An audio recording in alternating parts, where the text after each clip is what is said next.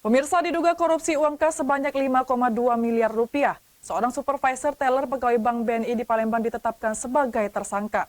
Modus tersangka gelapkan uang kas dengan cara mentransfer uang tersebut ke sejumlah rekening. Dan akibat perbuatan tersangka, negara alami kerugian miliaran rupiah. Inilah WA seorang supervisor teller pegawai Bank BNI dengan memakai seragam tahanan saat hendak dibawa ke rutan Lapas Wanita Merdeka oleh petugas Kejaksaan Negeri Palembang. Kasipitsus Kejari Palembang menyatakan penetapan WA sebagai tersangka terkait dugaan korupsi penggelapan uang kas Bank BNI sebesar 5,282 miliar rupiah. Tersangka merupakan pejabat senior frontliner ditugaskan sebagai supervisor teller BNI cabang Palembang dan tidak seharusnya memiliki hak untuk melakukan transaksi. Modus tersangka dengan cara mentransfer uang tersebut ke sejumlah rekening dan tidak melakukan setoran uang secara fisik. Iya, satu orang melakukannya. Karena langsung mentransfer. Masih ada kemungkinan tersangka lagi. Ya, kita lihat alat buktinya. Jika ada, kita tetapkan tersangka lagi.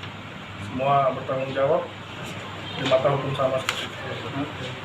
Apa itu namanya, mentransfer sejumlah uang ke rekening orang yang tidak dikenal. Terlapornya berarti masih belum tahu terlapor yang diboleh. Yang punya rekening. Berapa itu transfer itu? Banyak, sekitar 5,3. Tersangka selanjutnya dilakukan penahanan di Lapas Wanita Merdeka Palembang selama 20 hari ke depan. Penetapan tersangka WA ini menindaklanjuti laporan dari pihak BNI dalam rangka bersih-bersih BUMN. Dari Palembang, Guntur iNews melaporkan.